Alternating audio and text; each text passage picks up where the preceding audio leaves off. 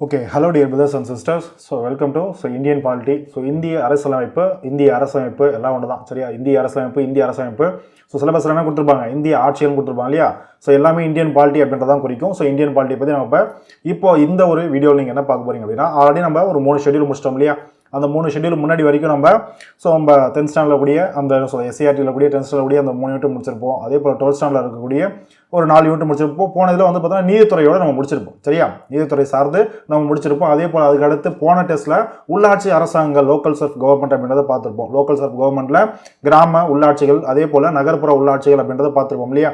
So அதை நம்ம பார்த்து முடிச்சிட்டோம் இல்லையா. ஸோ கிராம உள்ளாட்சிகள் நகர்ப்புற உள்ளாட்சிகள் அப்படின்னா என்ன, அங்கே நடக்கக்கூடிய எலெக்ஷன்ஸ் மெத்தடு, இந்த மாதிரிலாம் நிறைய விஷயங்கள் போன டெஸ்ட்டோட நம்ம பார்த்து முடிச்சிருப்போம் சரியா. இப்போ நெக்ஸ்ட் நம்ம பார்க்க போகிறது பார்த்தீங்கன்னா தேர்தல் மற்றும் பிரதிநிதித்துவம். ஸோ டிஸ்பிளேல உங்களுக்கு தெரியும், தேர்தல் மற்றும் பிரதிநிதித்துவம், எலெக்ஷன் அண்ட் ரெப்ரசன்டேஷன் அப்படின்றத சொல்லுவோம் ஓகேவா.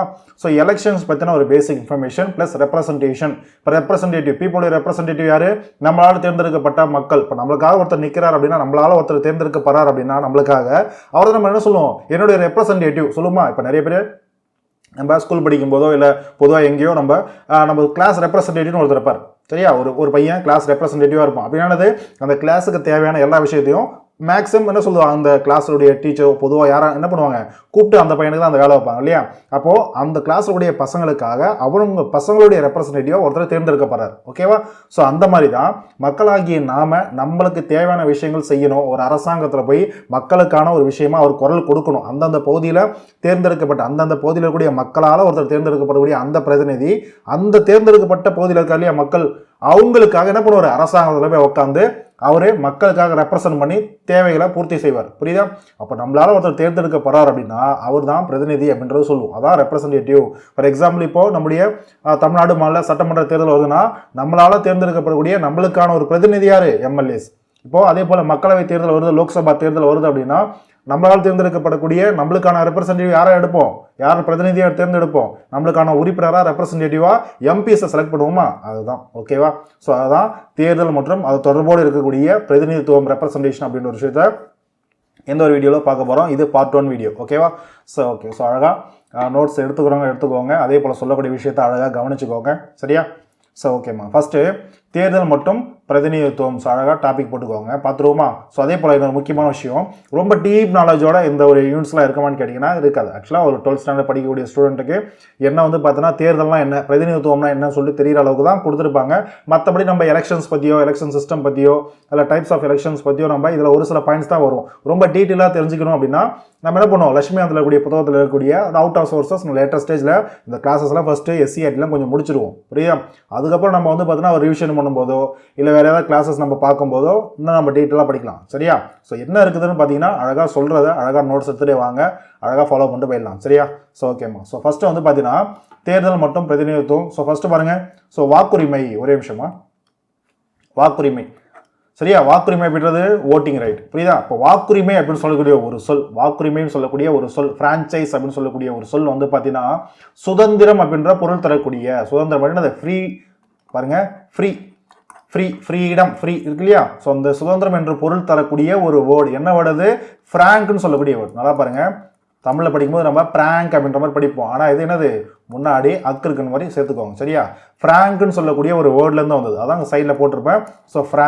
ஸோ ஃப்ராங்க்ன்ற ஒரு ஆங்கிலோ பிரெஞ்சு வேர்ட்லேருந்து வந்தது தான் இந்த ஃப்ரான்ச்சைஸ்ன்னு சொல்லக்கூடிய வேர்டு. ஸோ ஃப்ராங்க்ன்ற சொல்லிலிருந்து தான் ஃப்ரான்ச்சைஸ் அப்படின்ற ஒரு வேர்டு வந்தது. இந்த ஃப்ரான்ச்சைஸ்ன்ற வேர்டு எதை குறிக்குது, ஃப்ரான்ச்சைஸ் அப்படின்னா சுதந்திரம், ஒரு உரிமையை குறிக்கும் ஓகேவா. ஃபார் எக்ஸாம்பிள் இப்போ நீங்கள் சிட்டி சைடில் எங்கேயோ இருக்கீங்க இல்லை எங்கேயோ கேள்விப்பட்டிருப்பீங்க, ஃப்ரெண்ட்ஸ் கூட எங்கேயோ வெளியே போயிருக்கீங்க அப்படின்னா நிறைய கடைகள் மச்சான் அப்படி இந்த கடை பார்த்தீங்கன்னா ரொம்ப பாப்புலர் பிராண்டா, அதோடைய ஃப்ரான்ச்சைஸ் இங்கே கொண்டாந்து இங்கே வச்சிருக்காங்கடா அப்படின்னு சொல்லுவாங்க இல்லையா. அப்படின்னாது ஒரு பெரிய ஒரு நிறுவனமோ ஒரு முக்கியமான ஒரு பிராண்டோ பாப்புலர் ஆயிடுச்சு அப்படின்னா என்ன பண்ணுவாங்க, அவங்கள்ட்ட அதே பேரில் நடத்தணுன்றதுக்காக லோக்கலில் இருக்க ஒருத்தவங்க அவங்களுடைய பேர்லேயே உரிமை அதாவது லைசன்ஸ் எடுத்து நடத்தணும் அப்படின்றதுக்காக ஃப்ரான்ச்சைஸ் வாங்குவாங்க. ஃப்ரான்ச்சைஸ்னா என்னது, ஒரு குறிப்பிட்ட தொகையை அந்த மெயின் பிராண்டுகிட்ட போய் கட்டிட்டு அவங்களுடைய பேரில் என்ன பண்ணுவாங்க, கொண்டாந்து அதே பேர்ல கடை நடத்துவாங்க ஓகேவா. ஒரு பிஸ்னஸ் பண்ணும் அப்படின்ற மாதிரி கடை நடத்துவாங்க இல்லையா.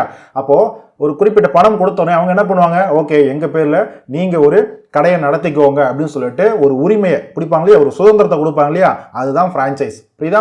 ஸோ அப்போ நிறைய கம்பெனிஸோடைய ஃப்ரான்ச்சைஸ், நிறைய பிராண்டோடைய ஃப்ரான்ச்சைஸ் எடுக்கிறதுனா இதுதான் ஃப்ரான்ச்சைஸ் அப்படின்னா சுதந்திரம், உரிமை. அவங்களுடைய பெயரை பயன்படுத்துறதுக்கு ஒரு உரிமை, ஒரு சுதந்திரம். ஓகேவா? ஸோ அப்போ ஃப்ராங்க்ன்ற வேர்ட்லேருந்து வந்தது தான் இந்த ஃப்ரான்ச்சைஸ்ன்னு சொல்லக்கூடிய வேர்ட். புரியுதா? ஸோ இப்போ ஃப்ரான்ச்சைஸ் அப்படின்னா தமிழ் என்ன சொல்லுவோம்? உரிமை, சுதந்திரம் சொல்லுவோம். ஓகேவா? ஸோ இப்போ எலெக்ஷன்ஸை பொறுத்த வரைக்கும் நம்மளுக்கு இருக்கக்கூடிய உரிமை என்னது? வாக்களிக்கக்கூடிய உரிமை. புரியுதா? ஓட்டிங் போடக்கூடிய உரிமை. புரியுதா? அதுதான் வயது வந்தோர் வாக்களிக்கக்கூடிய உரிமை, யூனிவர்சல் அடல்ட் பிரான்ச்சைஸ் சொல்லுவோமா? அந்த பிரான்ச்சைஸ்னானது வாக்களிக்கக்கூடிய உரிமை, வாக்குரிமை அப்படின்னு அர்த்தம். சரியா? ஸோ அதான் சொல்லியிருப்பாங்க, வாக்குரிமை எனும் சொல் சுதந்திரம் அப்படின்னு சொல்லக்கூடிய பொருள் தரக்கூடிய ஒரு வேர்டான பிராங்க் அப்படின்ற ஆங்கிலோ பிரெஞ்சு வேர்ட்ல இருந்து வந்தது அப்படின்னு சொல்லியிருப்பாங்க. புரிஞ்சதா? ஸோ இதுதான். ஸோ நெக்ஸ்ட் வந்து பார்த்தீங்கன்னா தேர்தல். நெக்ஸ்ட் என்னது? தேர்தல், எலெக்ஷன். ஸோ இப்போ எலெக்ஷன்றது என்னம்மா? எலெக்ஷன்றது நமது சார்பாக பாருங்க, நமது சார்பாக யாரேனும் ஒருவர் அரசியல் தலைவராகவோ அல்லது பிரதிநிதியாகவோ, அரசாங்கத்தில் பிரதிநிதியாகவோ அரசாங்கத்தில் பங்கு பெற தேர்ந்தெடுக்கப்படுவதற்காக வாக்களிக்கும் முறை தான் தேர்தல். இப்போ நம்மளுக்காக ஒருத்தர் அரசாங்கத்தில் நம்மளுடைய குரலாக ஒருத்தர் இருக்கணும்னா நம்ம தொகுதியிலிருந்து, நம்ம பகுதியிலிருந்து என்ன பண்ணுவோம்? ஒருத்தர் தேர்ந்தெடுத்து அனுப்புறோம் இல்லையா அரசாங்கத்துக்கு. இப்போ மாநில சட்டமன்ற தேர்தலில் யாரை அனுப்புகிறோம்? எம்எல்ஏ அனுப்புகிறோம். நாடாளுமன்ற தேர்தல்னா யார் அனுப்புகிறோம்? நம்மளுக்கான எம்பி அனுப்புகிறோம் நம்ம தொகுதியிலேருந்து. அதுதான். புரியுதா? அப்போ நமது சார்பாக யாரேனும் வருவோம் அப்படின்றது இந்த இடத்துல மாநில சட்டமன்ற தேர்தல்லாம் எம்எல்ஏங்க. இதே நம்ம மக்களவை தேர்தல் அப்படின்னா எம்பிங்க. புரியுதா? அப்போ நமது சார்பாக யாரேனும் ஒருவர் அரசியல் தலைவராகவோ அப்படி இல்லைன்னா பிரதிநிதி, நம்மளுடைய ரெப்ரசன்டேஷன், எம்எல்ஏ, எம்பி, அவங்க என்ன பண்ணுவாங்க? அரசாங்கத்தில் போய் பங்கு பெறுவாங்க. யாருக்கு பதிலாக? நம்மளுக்கு பதிலாக. ஓகேவா? ஸோ அப்போ அரசாங்கத்தில் பங்கு பெற தேர்ந்தெடுப்பதற்காக அவங்க நம்ம தேர்ந்தெடுக்கணும். அப்படின்னா எப்படி தேர்ந்தெடுப்போம்? அதுக்கு எலெக்ஷன் நடக்கும் இல்லையா? அதுதான் தேர்தல். புரியுதா? அப்போ நம்மளுக்காக ஒருத்தர் நம்ம முன்னிறுத்தி நம்மளுடைய பிரதிநிதியா, நம்மளுடைய ரெப்ரசன்டேட்டிவா ஒருத்தர் இருக்காருன்னா அதை தேர்ந்தெடுக்கிறதுக்கு ஒரு முறை இருக்கு இல்லையா? அதுதான் தேர்தல். நம்ம ஓட்டு போட்டு என்ன பண்றோம்? இவர் தான் எங்களுக்கான பிரதிநிதின்னு சொல்லிட்டு தேர்ந்தெடுக்கும். அதுக்காக இருக்கக்கூடிய ஒரு சிஸ்டம் தான் எலெக்ஷன். புரிஞ்சுதா? So okay. அடுத்து பிரதிநிதித்துவம்னா ஒன்றும் கிடையாது. நம்ம தேர்ந்தெடுக்கக்கூடிய உறுப்பினர் தான் பிரதிநிதி. அதை பற்றி சொல்கிறது தான் பிரதிநிதித்துவம். ரெப்ரசன்டேஷன்ன்றது இப்போ நீங்கள் ஒருத்தர் ரெப்ரசன்டேட்டிவாக இருக்கிறீங்கன்னா என்னது? மற்றவங்களுக்காக நீங்கள் பேசுகிறீங்க அப்படின்னா இவர் என்னுடைய ரெப்ரசன்டேட்டிவ். சொல்லுமா? ஓகேவா? ஃபார் எக்ஸாம்பிள் இப்போ நிறைய வந்து பார்த்தோன்னா கான்ஃபரன்சஸ் நடக்கும், நிறைய மாநாடுகள் நடக்கும். அப்போ என்ன சொல்லி இப்போ G7 மாநாடு, இப்போ பிரிக்ஸ் மாநாடுன்னு சொல்லிட்டு நிறைய மாநாடுகள் நடக்கும் இல்லையா? அப்போ இந்தியா சார்பாக எல்லா டைமும் பிரதமரே போயிட்டு இருக்க மாட்டார். என்ன பண்ணுவாங்கன்னா ஒரு முக்கியமான விஷயத்துக்கு இப்போ எக்ஸ்டர்னல் அஃபேர் மினிஸ்டர் இருக்கார் இல்லையா? ஸோ அவர் என்ன சொல்லுவாங்க? அனுப்பிச்சுடுவாங்க. இல்லை ஒரு ஃபினான்ஸ் மினிஸ்டர் போவார். முக்கியமான அந்தந்த தேவைகளுக்காக பிரதமருக்கு பதிலாக அவருடைய ரெப்ரசன்டேட்டிவா பிரதமருக்கு பதில் பேசுவதற்காக, இல்லை வந்து பார்த்தோன்னா நம்ம நாட்டுடைய முக்கிய தலைவருக்கு ஒருவருக்கு பதில் ரெப்ரசன்ட் ஆகிறதுக்காக அந்த இடத்துல இன்னொருத்தர் போவார். அப்போ பிறருக்காக பேசக்கூடிய ஒரு நடவடிக்கை, இல்லை பிறருக்காக செயல்படக்கூடிய ஒரு விஷயம் என்ன சொல்லுவோம்? ரெப்ரசன்டேஷன், பிரதிநிதித்துவம் சொல்லுவோம். புரிஞ்சதா? So fine. அப்போ நம்மளுக்காக ஒருத்தர் செயல்படுறாரு, நமக்கு பதிலாக போய் அரசாங்கத்தில் ஒரு சட்டசபையில் இல்லை நாடாளுமன்றத்தில் போய் பேசுறாரு அப்படின்னா, பேசக்கூடிய நடவடிக்கைகள் ஈடுபடுறாருன்னா அவர் நம்மளுடைய ரெப்ரசன்டேட்டிவ். புரிஞ்சுதாமா? So fine. நெக்ஸ்ட் பாருங்க, தேர்தல்கள். இப்போ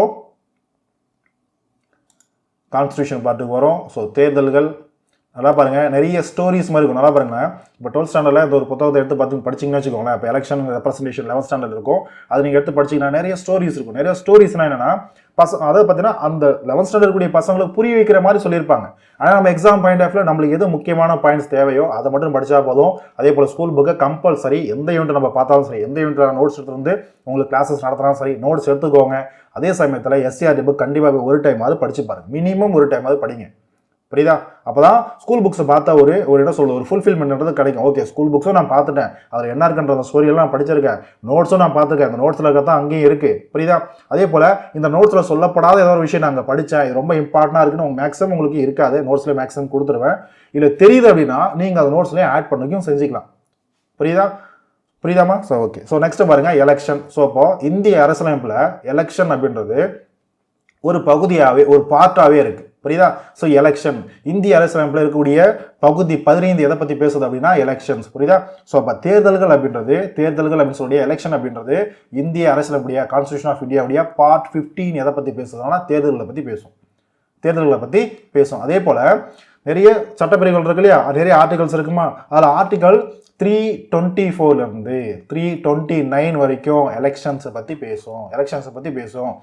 அப்போ 324, 25, 26, 27, 28, 29 வரைக்கும் போகும் இல்லையா? அதில் 326வது ஆர்டிகல் என்ன சொல்லுது அப்படின்னா நம்மளுக்கான வாக்குரிமை பற்றி சொல்லும். ஓகேவா? என்ன வாக்குரிமை? மக்களவை தேர்தலாக இருந்தாலும் சரி, மாநில சட்டப்பேரவை அதாவது மாநில சட்டமன்ற தேர்தலாக இருந்தாலும் சரி, வயது வந்தோர் வாக்குரிமையின் அடிப்படையில் யூனிவர்சல் அடல்ட் பிரான்ச்சைஸ் அப்படின்னு சொல்லக்கூடிய அந்த ஒரு அடிப்படையில் 18 வயசு நிரம்பின எல்லாருமே நம்ம என்ன பண்ணலாம்? தேர்தலில் வாக்களிப்பு செய்யலாம் அப்படின்னு சொல்றது தான் இந்த ஆர்டிகல் 326. ஓகேவா? ஸோ ஓகே, அடுத்து பாருங்க, தற்கால தேர்தல்கள். மாடர்ன் டேஸ்ல தேர்தல்கள் இந்த மாதிரி இப்போ நம்ம யூஸ் பண்ணிட்டு இருக்கக்கூடிய இந்த எலெக்ஷன் சிஸ்டம் அப்படின்றது 17ஆம் நூற்றாண்டுல இருந்து யூரோப்பாவிலையும் லேட்டர் ஸ்டேஜ்ல நார்த் அமெரிக்கன் கான்டினென்ட் இருக்குல்லையே, அதை பொதுவாக வட அமெரிக்க பகுதியிலும் இம்பார்ட்டன்டாக சொல்லணும் அப்படின்னா USA. ஓகேவா?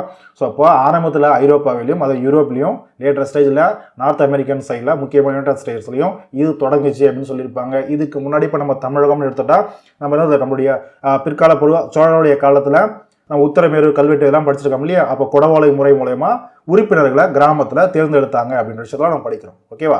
ஸோ நெக்ஸ்ட் பாருங்க, பிரதிநிதித்துவ மக்களாட்சி. நெக்ஸ்ட் என்னது?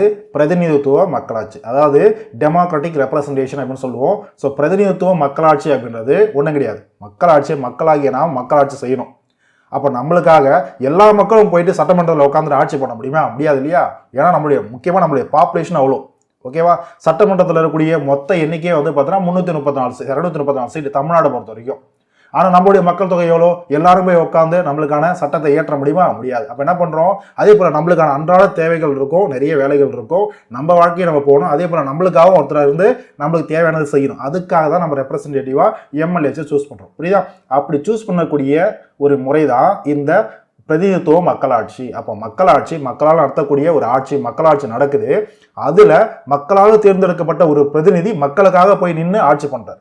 புரியுதா? இதுதான் பிரதிநிதித்துவ மக்களாட்சி. ஸோ பிரதிநிதித்துவ மக்களாட்சின்னு ஒன்று வேணும் அப்படின்னா அப்போ நம்மளால ஒருத்தர் தேர்ந்தெடுக்கப்பட்டு அனுப்பணும் இல்லையா? பிரதிநிதித்துவம் பண்றதுக்கு, ரெப்ரசன்ட் பண்றதுக்கு. அப்போ அதுக்கு என்ன வேணும்? தேர்தல் மிகவும் முக்கியமானவை. அதான் அந்த பாயிண்ட். புரிஞ்சுதா? So fine. அடுத்து பாருங்க, ஒரே நிமிஷமா ஸ்க்ரோல் பண்ணிக்கிறேன், ஒரே நிமிஷம். ஓகே, அடுத்து பாருங்க, தேர்தல்கள் மற்றும் பிரதிநிதித்துவம் ஆகவே அரசாங்கத்தை உருவாக்குவதன் அடிப்படை. ஆமாம், பொதுவாக ஒரு கவர்மெண்ட் ஃபார்ம் பண்ணும். இப்போ தமிழ்நாடு கவர்மெண்ட் அடுத்த ஒரு இப்போ 2026 நெக்ஸ்ட் இப்போ எலெக்ஷன் வருது இல்லையா? இப்போ ஒரு எலெக்ஷன் வருது.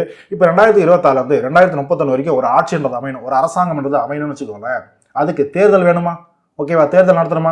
தேர்தல் நடத்துறது மூலியமா என்ன நடக்கும்? தேர்தல் நடத்தணும் அப்படின்னா நம்மளுக்கான ரெப்ரசன்டேட்டிவா அடுத்த 5 வருஷத்துக்கு நம்மளுக்காக குரல் கொடுக்கறதுக்கு ஒருத்தரை ரெப்ரசன்டேட்டிவா தேர்ந்தெடுக்கிறோமா? அப்ப தேர்தல்கள் மற்றும் பிரதிநிதித்துவம் ஆகியவை அரசாங்கத்தை உருவாக்குறதுக்கான ஒரு பேஸ் தானே, ஒரு அடிப்படை தானே. அதான் சொல்லியிருப்பாங்க. ஓகேவா? அடுத்து பாருங்க, பொதுவாக தேர்தல்கள் நடக்குது, எலெக்ஷன் நடக்குது அப்படின்னா ஒழுங்காகவும் நேர்மையாகவும் நடப்பதுடன் வாக்குகள் சமமான மதிப்படவை அப்படின்னா ஒன்றும் கிடையாது. இப்போ எந்த எலெக்ஷன் இருந்தாலும் சரி, மக்களாகிய நாம எல்லாரும் போய் 18 வயசு அடிச்சா போய் ஓட்டு போடுறோமா? உங்களுக்கு உங்க ஓட்டுக்கு ஒரு மதிப்பு, என் ஓட்டுக்கு ஒரு மதிப்பு இருக்கா? கிடையாது. நம்ம எல்லாருடைய ஓட்டுக்கும் ஒரே மதிப்பு தான். புரியுதா? நீங்க போட்டாலும் ஒரு ஓட்டு தான் கணக்கு, நான் போட்டாலும் ஒரு ஓட்டு தான் கணக்கு. புரியுதா? அதான் சொல்லியிருப்பாங்க.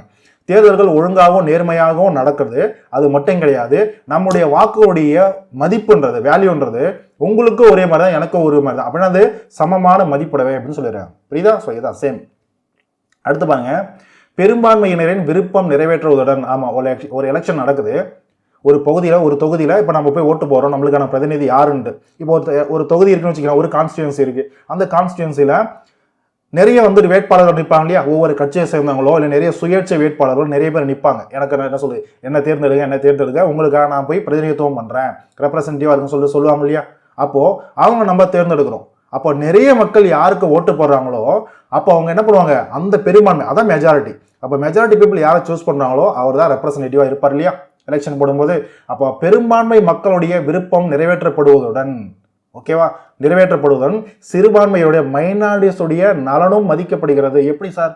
பெரும்பான்மையுடைய மக்கள் தேர்ந்தெடுக்கிறாங்க, ஓகே, மைனாரிட்டிஸுடைய நலனும் மதிக்கப்படுகிறது எப்படி அப்படின்னா, நல்லா பாருங்க, நிறைய மக்கள் நிற்கிறாங்க, நிறைய பேர் வேட்பாளராக கேண்டிடேட்டாக நிற்கிறாங்க அப்படின்னா சிறுபான்மை மக்கள் மைனாரிட்டிஸ் என்ன பண்ணுவாங்க, ஓகே இந்த கேண்டிடேட்டுக்கு ஓட்டு போட்டோம் அப்படின்னா இவர் நம்மளுக்காக பேச மாட்டார், இவர் நம்மளுக்காக நிற்க மாட்டார், இந்த கேண்டிடேட்டுக்கு ஓட்டு போட்டோம்னா இவர் நம்மளுக்காக நிற்பார் அப்படின்ற ஒரு விஷயம் நடக்கும் இல்லையா? அப்போது மைனாரிட்டி பீப்புள் யாரெல்லாம் தங்களுக்கு நல்லது செய்வாங்கன்னு நினைக்கிறாங்களோ அவங்க போய் அவங்களுக்கு ஓட்டு போடுவாங்க.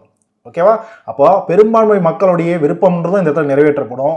மைனாரிட்டிஸ் யாராவது இருக்காங்கன்னா அவங்களுடைய நலனுக்காகவும் அவங்க ஓட்டு போடும்போது, ஃபார் எக்ஸாம்பிள் சப்போஸ் பெரும்பான்மை மக்கள் நிறைவேற்றுவாங்க இல்லையா? பெரும்பான்மை மக்கள் ஓட்டு போட்ட ஒருத்தர் ரெப்ரசன்டேட்டிவா ஒரு எம்எல்ஏவோ எம்பியாவோ ஆயிட்டார் அப்படின்னா சிறுபான்மை மக்கள் ஒருவேளை அவருக்கு ஓட்டு போட்டிருந்தாங்க அப்படின்னா அவர் என்ன பண்ணுவாரு, இந்த பெரும்பான்மை மக்கள் ஓட்டு போட்டாங்க இல்லையா இவங்களுடைய நலனுக்காகவும் பேசுவாரு, மைனாரிட்டிஸும் அவருக்கு ஓட்டு போட்டிருப்பாங்க இல்லையா அவங்களுடைய நலனுக்காகவும் பேசுவார்.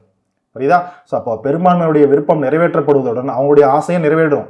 நிறைய பேர் யாரை சூஸ் பண்றாங்களோ அவருடைய ஆசையும் நிறைவேறணும், அவங்களுக்கு ஒரு ரெப்ரசன்டேட்டிவ் கிடைச்சிருவார். அதே போல சிறுபான்மை மக்களுக்கான நலனும் அவரு பேசுவார், அவங்களுக்காகவும் பேசுவார். ஓகேவா? அடுத்து பாருங்க, பெரும்பாலான மக்களாட்சிகள், அதாவது இந்தியா உலகம் முழுக்க நிறைய டெமோக்ராட்டிக் கண்ட்ரி இருக்கு இல்லையா, நிறைய மக்களாட்சி கொண்ட ஒரு தத்துவத்தை கொண்டிருக்கக்கூடிய எலெக்ஷன்ஸ், அது மூலயமா எலெக்ஷன்ஸ் நடத்தக்கூடிய நிறைய கண்ட்ரிஸ் இருக்கு. புரியுதா? அந்த மாதிரி பெரும்பாலான மக்களாட்சி கொண்ட நாடுகள்ல மக்கள் தங்களின் பிரதிநிதிகள் மூலமாகவே ஆட்சி செய்கின்றனர். அப்படின்னா என்னது, மக்கள் அவங்களே டைரக்டா எல்லா இடத்துலையுமே போய் ஆட்சி பண்ண முடியாது. அப்போ அவங்களுக்காக ஒரு ரெப்ரசன்டேட்டிவா தேர்ந்தெடுக்கிறாங்க அப்படின்றதான் சொல்றாங்க. ஓகேவா? சிம்பிள். இதெல்லாம் பேசிக் பாயிண்ட், ஒண்ணுமே கிடையாது. ஸோ அடுத்து பார்த்தீங்க அப்படின்னா ஓகே நெக்ஸ்ட் பாருங்க, சேம் ஒண்ணுமே கிடையாது. முன்ன சொன்னதே தாங்க பாருங்க, ஒருவருக்கு ஒரு வாக்கு, அதாவது ஒருத்தருக்கு நீங்களா இருந்தாலும் நானா இருந்தாலும் எல்லாருக்கும் ஒரு வாக்கு தான், ஒவ்வொரு வாக்குக்கும் சமமான மதிப்பு. உங்களுக்கு ஒரு வாக்கு தான், எனக்கும் ஒரு வாக்கு தான். ஒரு எலெக்ஷன்ல போய் நம்ம ஓட்டு போறோம் அப்படின்னா, புரியுதா? இப்போ ஒரு எப்படி சொல்றது, இப்போ நம்மளுடைய தமிழக சட்டமன்ற தேர்தல் வருது, நம்மளுக்கான தொகுதி எம்எல்ஏவை நம்ம சூஸ் பண்ணோம். நீங்களும் போய் ஒரு ஓட்டு தான் போடுவீங்க, நானும் போய் ஒரு ஓட்டு தான் போடுவோம். ஆனா ரெண்டு பேருடைய வாக்குடைய மதிப்பு பார்த்தீங்கன்னா, வேல்யூ பார்த்தீங்கன்னா ஒன்று தான். புரியுதா? ஓகே. அடுத்து பாருங்க, தேர்தல் மூலம் சட்டமன்றங்களில் உள்ள பதவிகள் மட்டுமல்லாமல், அதாவது பொதுவாக இந்தியாவில் ஒரு இந்தியான்னு கிடையாது, எந்த நாடாக இருந்தாலும் சரி, எலெக்ஷன்ஸ் நடக்குது அப்படின்னா சட்டமன்ற தேர்தல் மட்டும் கிடையாது, மக்களவைக்கான தேர்தல் மட்டும் கிடையாது, நிறைய இடத்துல தேர்தல். இப்போ குடியரசுத் தலைவருக்கான தேர்தல் நடக்குமா, துணை குடியரசுத் தலைவருக்கான தேர்தல் நடக்குமா, லோக்கல் கவர்மெண்ட்ஸ் தேர்தல் நடக்குது இல்லையா, நகர்ப்புறத்துலையும் 3 அடுக்குலையும், கிராம ஊராட்சிகளையும் 3 அடுக்குலையும் எலெக்ஷன்ஸ் நடக்குது இல்லையா. ஸோ இந்த மாதிரி தேர்தல் அப்படின்றது தேர்தல் மூலயமா சட்டமன்றங்களில் மட்டும் இல்லாமல், தேசிய அளவுடைய சட்டமன்றமான நாடாளுமன்றத்தில் மட்டும் இல்லாமல், மாநில அளவில் இருக்கக்கூடிய சட்டமன்றமான மாநில சட்டமன்ற தேர்தலுக்கு மட்டும் இல்லாம ஆட்சித்துறை, ஃபார் எக்ஸாம்பிள் இந்த இடத்துல ஆட்சித்துறைன்றது ஃபார் எக்ஸாம்பிள் பெஸ்ட் எக்ஸாம்பிள் குடியரசுத் தலைவருக்கும் தேர்தல் நடக்கும் இல்லையா. நம்ம போய் டைரக்டா ஓட்டு போறோம் இல்ல, அது நம்மளுக்கு தேவையில்லை. ஆனா எலெக்ஷனும் நடக்குமா, அதாங்க சொல்லியிருக்காங்க. அப்போ ஆட்சித்துறையிலும் சரி, குடியரசுத் தலைவராகட்டும் இல்ல துணை குடியரசுத் தலைவராகட்டும், அதே சமயம் இப்போ பாத்தீங்கன்னா நம்ம என்ன சொல்றது, நம்ம இப்போ அதே நாடாளுமன்றத்துல மாநிலங்களவைக்கான உறுப்பினர்கள் ஆகட்டும், புரியுதா? ஸோ இப்போ இதெல்லாம் என்னது, ஒரு எலெக்ஷன் நடக்குது, இவங்களாம் இன்டைரக்ட் எலெக்ஷன் தான், இருந்தாலும் எலெக்ஷன் நடக்குது இல்லையா. அவங்களாம் எதை சேர்ந்தவங்க, ஒரு ஆட்சித்துறை, ஒரு நிர்வாகத்தை சேர்ந்தவங்க. புரியுதா?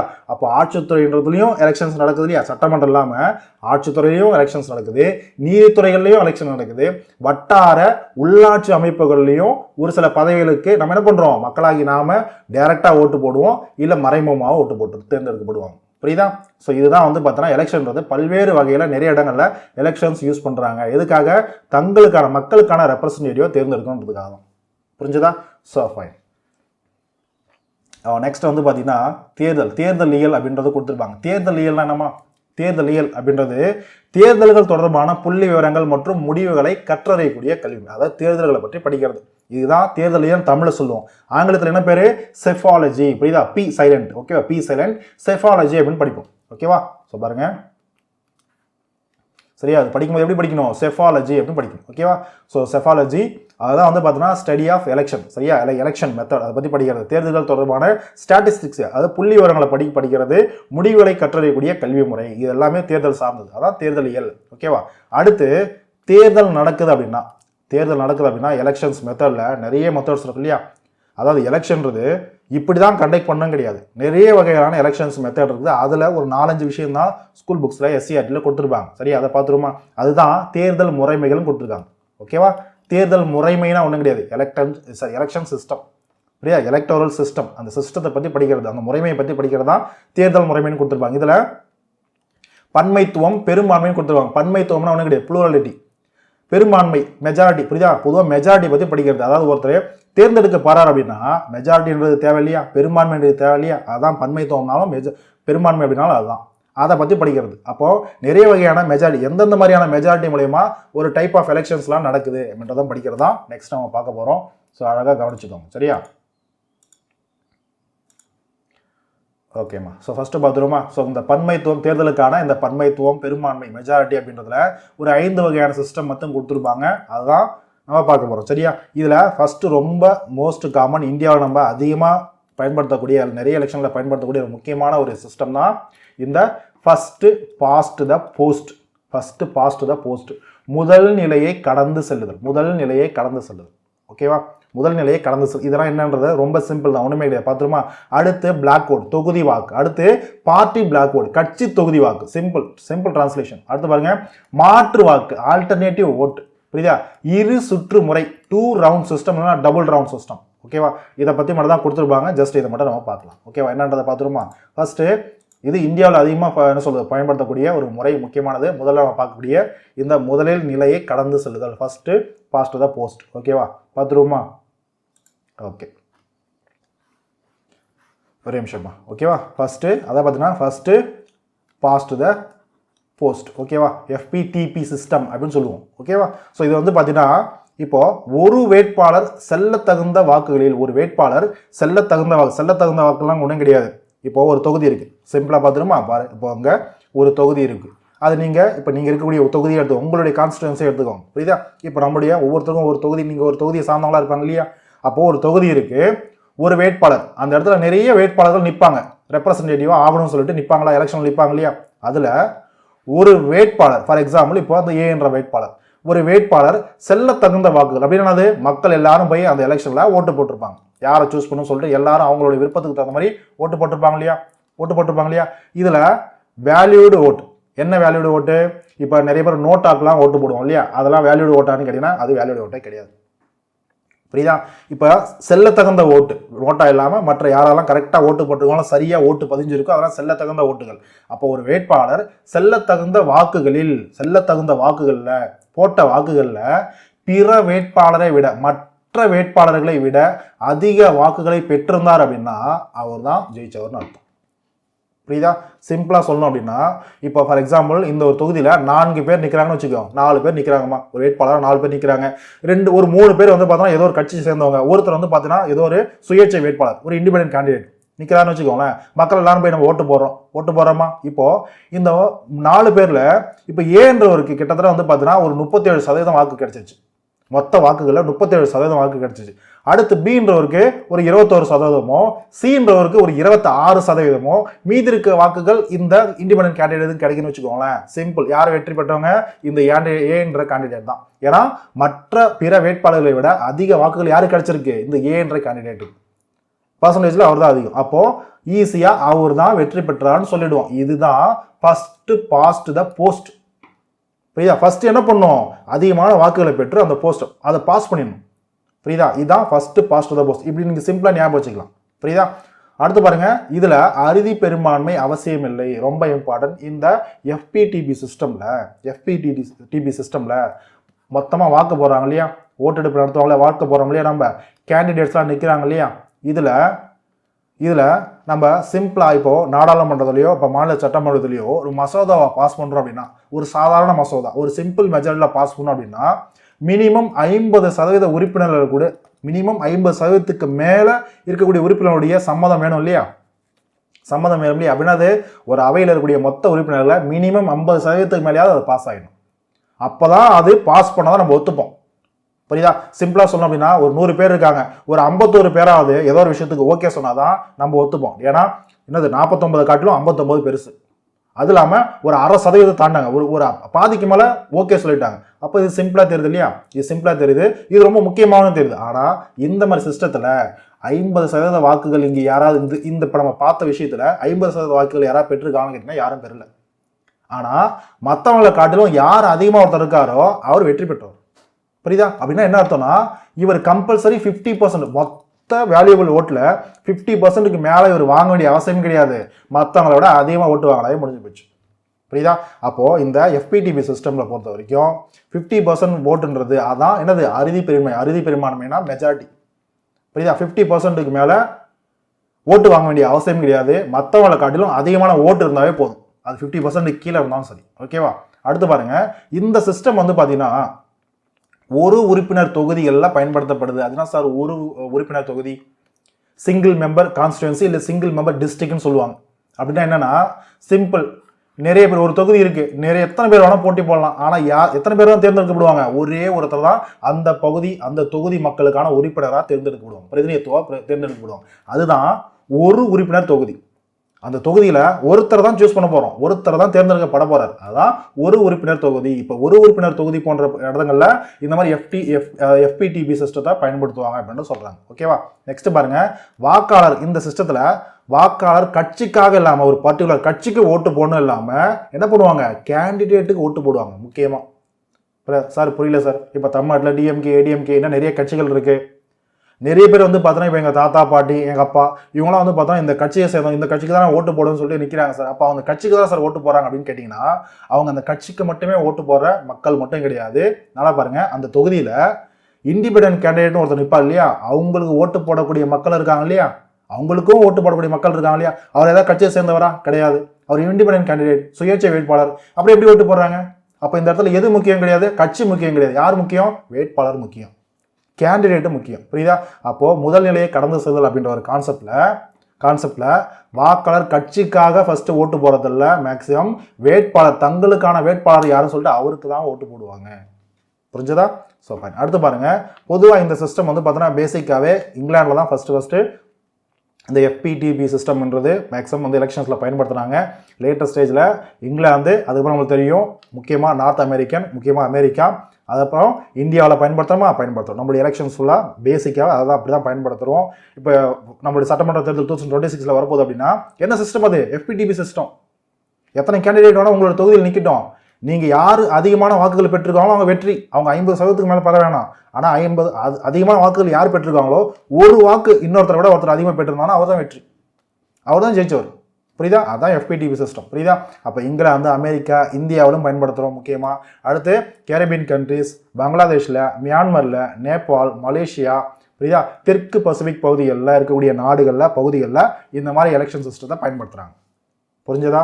ஸோ ஓகே, இது ரொம்ப முக்கியமான ஒரு சிஸ்டம். அதனால தான் நம்ம இவ்வளோ நேரம் எக்ஸ்பிளைன் பண்ணியிருக்கோம், இவ்வளோ நேரம் பார்த்துருக்கோம். சரியா? புரிஞ்சது இல்லையா? ஸோ ஓகே, அடுத்து பாருங்கள், தொகுதி வாக்கு. சரியா? பிளாக் ஓட்டுன்னு சொல்லுவாங்க, தொகுதி வாக்கு. ஓகேவா? ஸோ இந்த தொகுதி வாக்குன்ற கான்செப்ட் பல் உறுப்பினர் தொகுதியில் பயன்படுத்துவாங்க. மேக்ஸிமம் நிறைய இடத்துல பல் உறுப்பினர் தொகுதியில் பயன்படுத்துவாங்க. அதான் பிளாக் ஓட். நல்லா பாருங்கள், ஒரு பிளாக்னானது ஒரு குறிப்பிட்ட பகுதி, ஒரு தொகுதினே வச்சுக்கோமே. ஓகேவா? அங்கே இருக்கக்கூடிய மக்கள் ஓட்டு போடுவாங்க இல்லையா, இங்கே நல்லா பாருங்கள், இங்கே நிறைய கேண்டிடேட்ஸ் நிற்பாங்க.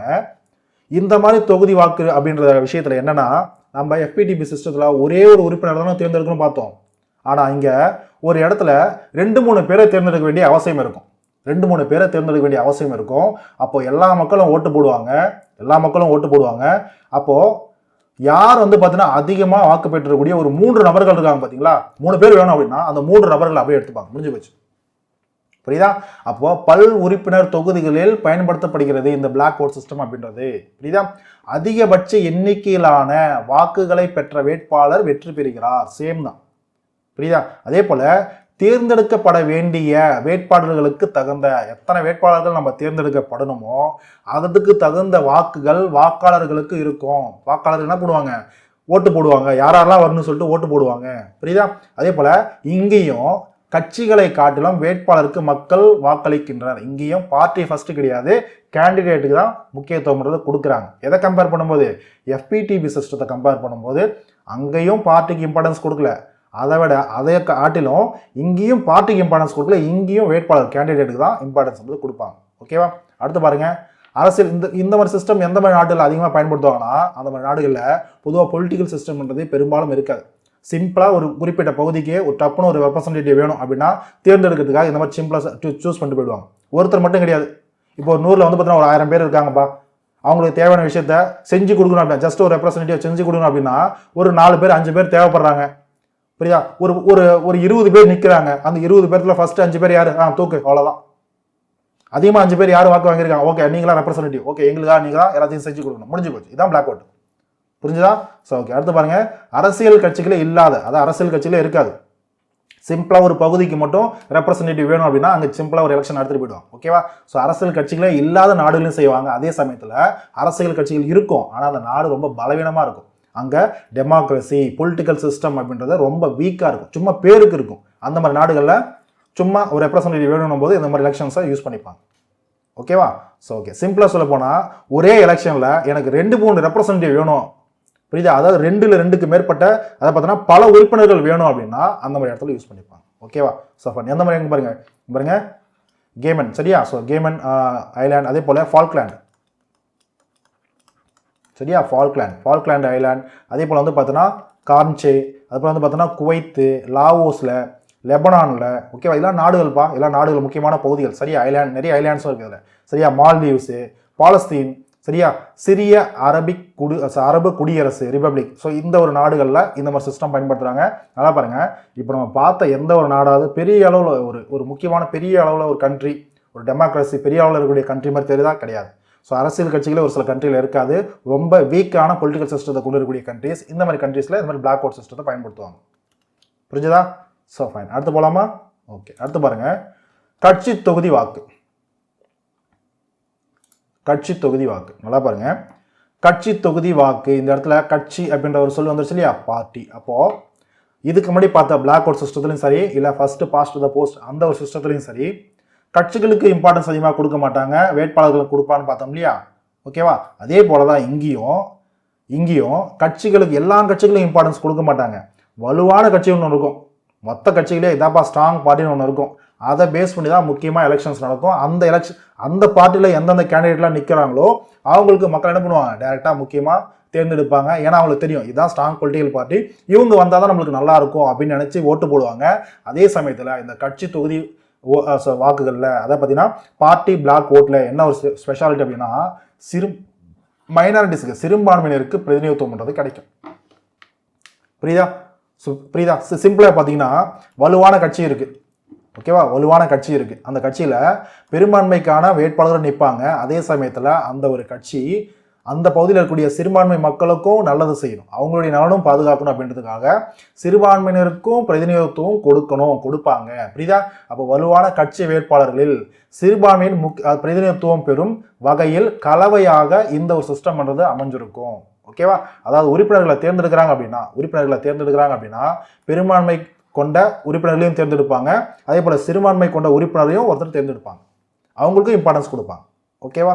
அதுதான் இங்கே பாருங்க, சமநிலையிலான இன அடிப்படையில் பிரதிநிதித்துவத்திற்கு உதவுகிறது இந்த பார்ட்டி பிளாக் ஓட்டுன்றது. அப்படின்னானது பெரும்பான்மை கொண்ட மக்களுக்காக மட்டும் இல்லாமல் சிறுபான்மை மக்கள், அந்த இனத்தை சேர்ந்த மக்களுக்கும் பிரதிநிதித்துவம்ன்றது கொடுக்கப்படுது. இதில் இந்த பார்ட்டி பிளாக் ஓட் சிஸ்டத்தில். ஓகேவா? ஸோ ஓகே, நல்லா பாருங்கள், டிஜிபோட்டி, சிங்கப்பூர், செனகல், துனிஷியா, இந்த மாதிரி நாடுகளில் இந்த சிஸ்டத்தை பயன்படுத்துகிறாங்க. ஓகேவா? ஏன்னா மைனாரிட்டிஸ் அவங்களுக்கான ரெப்ரஸன்டேஷன் கொடுக்கணுன்றதுக்காக. ஓகேவா? அடுத்து பார்த்தீங்கன்னா ஆல்டர்னேட் ஓட், மாற்று வாக்கு அப்படின்றது ஒன்றும் கிடையாது, இதுக்கு முன்னுரிமை வாக்குன்னு சொல்லக்கூடிய இன்னொரு பேர் இருக்குது. ஓகேவா? மாற்று வாக்கு, முன்னுரிமை கொடுக்கறது, ப்ரிஃபரன்ஸ் கொடுப்பாங்க.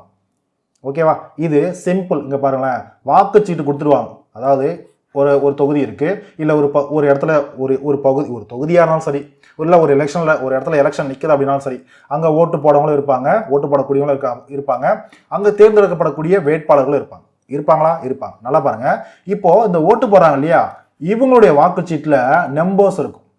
நம்ம பிரசிடென்ட் எலெக்ஷன்ஸ் பார்க்கறது இருப்போம் இல்லையா, அந்த மாதிரி நம்பர்ஸ் இருக்கும், வாக்குச்சீட்டில் நம்பர்ஸ் இருக்கும். அப்படின்னா என்னது? ஓகே, என்னுடைய கேண்டிடேட்டு இவர் பாருங்க, ஃபார் எக்ஸாம்பிள் இவங்களாம் ஏபிசின்னு லைனாக வச்சுக்கோங்க. இப்போ என்னுடைய கேண்டிடேட்டு ஃபர்ஸ்ட் ப்ரிஃபரன்ஸ் நான் பிக்கு கொடுக்குறேன், அடுத்த ப்ரிஃபரன்ஸு நான் ஒருவேளை இவர் வரல அப்படின்னா அடுத்து யார் வரும்னு ஆசைப்படுறேன்னா டி வரும்னு ஆசைப்படுறேன். ஓகேவா? இவரும் வரலனா அடுத்து நான் யார் வரணும்னு ஆசைப்படுறேன்னா ஏ வரணும்னு ஆசைப்படுறேன். என்னுடைய 3வது சாய்ஸ் தான் ஏ, அடுத்து என்னுடைய 4வது சாய்ஸ் இ, என்னுடைய 5வது சாய்ஸ் தான் சின்ற கேண்டிடேட். இந்த மாதிரி ஒவ்வொரு ஓட்டு போடக்கூடியவங்களுக்கும் ப்ரிஃபரன்ஸ் மாறுமா, முன்னுரிமை மாறுமா? இப்போ அந்த வாக்குச்சீட்டில் நம்பர்ஸ் இருக்கும், அந்த நம்பர்ஸ் யூஸ் பண்ணி யார் என்னுடைய ஃபர்ஸ்ட் ப்ரிஃபரன்ஸ், 2வது ப்ரிஃபரன்ஸ் யார், 3வது ப்ரிஃபரன்ஸ் யாருன்னு சொல்லிட்டு கேண்டிடேட்ஸை என்ன பண்ணுவாங்க, மக்கள் அந்த நம்பர்ஸ் டினோட் பண்ணி மென்ஷன் பண்ணி ப்ரிஃபரன்ஸ் கொடுப்பாங்க, முன்னுரிமை கொடுப்பாங்க. இதை பேஸ் பண்ணிட்டு இருக்கிறது தான் இந்த மாற்று வாக்கு. புரியுதா? இப்போ இந்த பேஸ் புரிஞ்சிச்சு இல்லையா? இப்போ பார்க்கலாம். ஸோ அப்போ முன்னுரிமை வாக்குன்ற இன்னொரு பேர் இருக்கு பாருங்க, வேட்பாளர்களுக்கு இடையே முன்னுரிமையை கொடுத்து ப்ரிஃபரன்ஸை கொடுத்து என்ன பண்ணுவாங்க, ஓட்டு போடுவாங்க, அந்த வாக்குச்சீட்டை போட்டுருவாங்க. புரியுதா? அதில் அந்த வாக்குச்சீட்டை எடுத்து பார்த்தீங்கன்னா யாருக்கு யார் ஃபர்ஸ்ட், யார் செகண்டுக்கு, யார் தேர்டுன்றதுக்கு முன்னுரிமை கொடுத்துருக்காங்க, ப்ரிஃபரன்ஸ் கொடுத்துருப்பாங்கன்றது அதில் இருக்கும். ஓகேவா? ஸோ ஓகே, நல்லா பாருங்க, இது ஒரு உறுப்பினர் தொகுதிகளில் பயன்படுத்தப்படுது. அப்படின்னா ஒரு எலெக்ஷன் நடக்குது, எனக்கு இங்கே ஒரே ஒருத்தர் தான் வின் பண்ணணும், எத்தனை கேண்டிடேட் வேணா நிற்கட்டும், எனக்கு ஒரே ஒருத்தர் தான் வின் பண்ணணும், ஒரே ஒரு கேண்டிடேட் தான் தேவை, ஓட்டு போடுறாங்க. புரியுதா? அதே போல் நம்பர்ஸ் கொடுத்துருக்காங்க, யாருக்கு ப்ரிஃபரன்ஸ் கொடுக்குறாங்க, இவருக்கா, எத்தனை பேர் வேணா இருக்கட்டும், ஆனால் எனக்கு தேவை ஒருத்தர் தான் தேர்ந்தெடுக்கப்படணும். புரியுதா? அப்போ ப்ரிஃபரன்ஸ் அடிப்படையில் யார் அதிகமான ஓட்டு பெற்றிருக்காரோ அவர் தான் வெற்றி பெற்றவர். அவர் தான் வெற்றி பெற்றவர். புரியுதா? ஸோ இதுதான் வந்து பார்த்தீங்கன்னா ஆல்டர்னேட் ஓட் அப்படின்னு சொல்லுவாங்க, ஆல்டர்னேட்டிவ் ஓட் அப்படின்னு சொல்லுவாங்க. ஓகேவா? இந்த மாதிரி சிஸ்டம் ஆஸ்திரேலியாவிலையும், ஃபிஜி, சரியா, பப்புவா கினியா, இந்த மாதிரி நாடுகளில் பகுதிகளில் பயன்படுத்தப்படுது. புரிஞ்சுதா? So fine. அடுத்து போகலாமா? அடுத்து பாருங்க, 2 ரவுண்ட் சிஸ்டம். என்னது? 2 ரவுண்ட் சிஸ்டம். ஒரே நிமிஷமா. 2 ரவுண்ட் சிஸ்டம். இப்போ மாற்று வாக்கு ஆல்டர்னேட் ஓட்டில் பார்த்தோம் இல்லையா, கிட்டத்தட்ட அதே மாதிரி 2 ரவுண்ட் நடக்கும். கிட்டத்தட்ட அதே மாதிரி அடுத்தடுத்த ரவுண்ட்ஸ் நடக்கும். இது ஏன் நடக்குது அப்படின்னு பார்த்தீங்கன்னா, முக்கியமான விஷயம் என்ன வேணும் அப்படின்னா, இந்த சிஸ்டத்தில் என்ன வேணும்? மெஜாரிட்டி வேணும். என்ன மெஜாரிட்டி வேணும்? அறுதி பெரும்பான்மை வேணும். அட்லீஸ்ட் சிம்பிள் மெஜாரிட்டியாவது வேணும். அப்படின்னது ஒரு செலக்ட் பண்ணக்கூடிய ஒரு கேண்டிடேட்டு மினிமம் மொத்த ஓட்டில் மினிமம் 50% ஓட்டாவது அவருக்கு இருக்கணும். அப்போ தான் ஒருத்தர் இவர் தான் வின் பண்ணாருன்னு டிக்ளேர் பண்ணுவாங்க. அது வரைக்கும் என்ன பண்ணும்? அடுத்த ரவுண்டுன்றது நடக்கும். ஒருவேளை அப்படி வரல அப்படின்னா ஃபர்ஸ்ட் ரவுண்ட்லேயே செகண்ட் ரவுண்டில் கொண்டு வருவாங்க. ஓகேவா? ஸோ அப்போ பாருங்கள், அறுதி பெரும்பான்மை டபுள் சிஸ்டமில், அதாவது டபுள் ரவுண்ட் சிஸ்டமில், 2 ரவுண்ட் சிஸ்டத்தில் இந்த மாதிரி அறுதி பெரும்பான்மை அவசியம். அப்போ அறுதி பெரும்பான்மை ஒரு வேளை வரல அப்படின்னா ஃபர்ஸ்ட் ரவுண்டு நடக்குதுப்பா, ஒருத்தர் தேர்ந்தெடுக்கணும். நிறைய கேண்டிடேட்ஸ் நிற்கிறாங்க. ஓகேவா? நிறைய கேண்டிடேட்ஸ் நிற்கிறாங்க. ஒரே ஒருத்தர் தான் தேர்ந்தெடுக்கணும். ஸோ வாக்கு செலுத்துறாங்க. ஓட்டிங்கிறது நடக்குது. ஓகேவா? ஓட்டிங் நடக்குது. அப்போது இந்த மாதிரி ஓட்டிங் நடக்கும்போது இந்த ஃபர்ஸ்ட் ரவுண்ட் ஓட்டிங் நடக்குது. ஃபர்ஸ்ட் எல்லாருமே ஓட்டு போடுறாங்க. இப்போ ஃபர்ஸ்ட் ரவுண்டில் ஓட்டு போடுறாங்க. இதில் இருக்கக்கூடிய ஒரு 4 கேண்டிடேட் வச்சுக்கோமே, எல்லாத்தையும் தேவை ஒரு 4 கேண்டிடேட் வச்சுப்போம். இந்த 4 கேண்டிடேட்டில் ஒருத்தர் கூட 50% ஓட்டை ஃபர்ஸ்ட் ரவுண்ட்லேயே மொத்த ஓட்டில் 50% ஓட்டை யாருமே வாழன்னு வச்சுக்கோங்களேன், அவ்வளோதான். ஃபர்ஸ்ட் ரவுண்டு யாருமே வின்னரு கிடையாது. அப்போ என்ன பண்ணுவாங்கன்னா, ஃபர்ஸ்ட் ரவுண்டில் யாருடைய ஓட்டு குறைவாக இருக்கோ அவரை தூக்கிடுவாங்க. தூக்கிட்டு இப்போ என்ன பண்ணுவாங்க? செகண்ட் ரவுண்ட் ஓட்டிங் நடக்கும். செகண்ட் ரவுண்ட் ஓட்டிங் ஆட்டோமேட்டிக் இவரை தூக்குறதுனால இப்போ என்ன ஆகும்? ஓட்டு ஷேர் ஆகுமா? எல்லாத்துக்கும் ஷேர் ஆகுமா? இப்போ இவருக்கு யார் ஓட்டு போட்டாங்களோ அடுத்த ப்ரிஃபரன்ஸ் கொடுத்து அடுத்த ஓட்டுன்றது மற்ற 3 பேர்த்துக்கும் ஓட்டு ஷேர் ஆகிடும். இப்போ செகண்ட் ரவுண்டில் ஒருத்தர் 50% ஓட்டு வாங்கிட்டார் அப்படின்னா அவர் வின்னர். இப்போ தான் இவர் தான் வின்னர் அப்படின்றது என்ன டிக்ளேர் பண்ணுவாங்க. புரிஞ்சுதா? இதுதான் 2 ரவுண்ட் சிஸ்டம். அப்படின்னா 2 ரவுண்ட் சிஸ்டத்தில் என்ன ஒரு முக்கியம் அப்படின்னா, கண்டிப்பாக வின் பண்ணக்கூடிய ஒருத்தர் 50% ஓட்டுக்கு மேலே அவர் வாங்கியிருக்கும். 50% ஓட்டு கம்பல்சரி அவர் வாங்கியிருக்கும். புரிஞ்சுதா? ஸோ இதுதான் 2 ரவுண்ட் சிஸ்டம் சொல்லக்கூடிய இந்த ஒரு மெத்தட். புரியுதா? அப்போ அறுதி பெரும்பான்மை கண்டிப்பாக வேணும். அறுதி பெரும்பான்மை ஒரு நாள் நடக்கல அப்படின்னா 2ஆம் சுற்றுன்றது நடக்கும். ஓகேவா? ஒரே நிமிஷம். ஓகே, டிஸ்பிளே தெரியுது இல்லையா? ஸோ என்னுடைய ஃபோட்டோ இருக்கிறதுனால தெரியலையோ நினச்சா ஓகே பாருங்க, தெரியுது. அடுத்து பாருங்கள், ஒரே தேர்தலாக அல்லாமல், நல்லா பாருங்கள், அதனால தான் ஃபர்ஸ்ட் ரவுண்ட் நடக்கும். ஃபர்ஸ்ட் ரவுண்டில் ஒரு வேளை நம்மளுக்கு ரிசல்ட் கிடைக்கல அப்படின்னா அது என்ன பண்ணுவாங்க? அடுத்த ஒரு தேர்தல் நடக்கும் இல்லையா? அதனால தான் ஒரே தேர்தலாக இல்லாமல் ஒரு இடைவெளி கொடுத்து என்ன பண்ணுவாங்க? 2 சுற்றுகளாக செகண்ட் ரவுண்டும் நடக்கும். ஒரு வேளை டிக்ளேர் ஃபர்ஸ்ட் ரவுண்ட்லேயே ஆன்சர் தெரியல, அது ரிசல்ட் தெரியல அப்படின்னா. ஓகேவா? ஸோ பாருங்கள், உலகம் முழுவதும் வேர்ல்டு ஃபுல்லாகவே டைரக்ட் எலெக்ஷன், மக்களே டைரக்டாக ஓட்டு போட்டு தேர்ந்தெடுப்பாங்க. யாருக்கு? குடியரசுத் தலைவராக இருந்தாலும் சரி, சட்டமன்ற உறுப்பினராக இருந்தாலும் சரி. ஓகேவா? லெஜிஸ்லேச்சருக்கும் சரி, பிரசிடென்ட்டோட எலெக்ஷன் சரி, எங்கெங்கெல்லாம் இப்போ இந்தியாவில் டைரக்ட் எலெக்ஷனாக பிரசிடென்ட் கேட்டிங்கன்னா கிடையாது, மறைமுக எலெக்ஷன். ஓகேவா? டைரக்ட் எலெக்ஷன் எங்கெங்கெல்லாம் நடக்குதோ அந்த மாதிரி இடத்துல இந்த மாதிரி 2 ரவுண்ட் சிஸ்டத்தை நடத்துவாங்க. தேவைப்படும் போது செகண்ட் ரவுண்டு போகும். ஓகேவா? இல்லை ஃபர்ஸ்ட் ரவுண்ட்லேயே 50% ஒருத்தர் வாங்கிட்டார் சார்னா முடிஞ்சு போச்சு அதோட. ஓகேவா? இல்லை அப்படின்னா கொஞ்சம் கேப் விட்டு உடனே செகண்ட் ரவுண்டுன்றது கண்டக்ட் பண்ணுவாங்க. புரியுதா? இதான் 2 ரவுண்ட் சிஸ்டம். புரியுதா? எங்கெங்கெல்லாம் நடக்கும் பாருங்க, சென்ட்ரல் ஆப்பிரிக்கன் ரிப்பப்ளிக் கண்ட்ரியில், அதாவது மத்திய ஆப்பிரிக்கா குடியரசு பகுதியில், அதே போல் காங்கோவில். ஓகேவா? காங்கோவில், அதே போல் கபோன், சரியா, மாலி, சரியா, மௌரிட்டோனியா,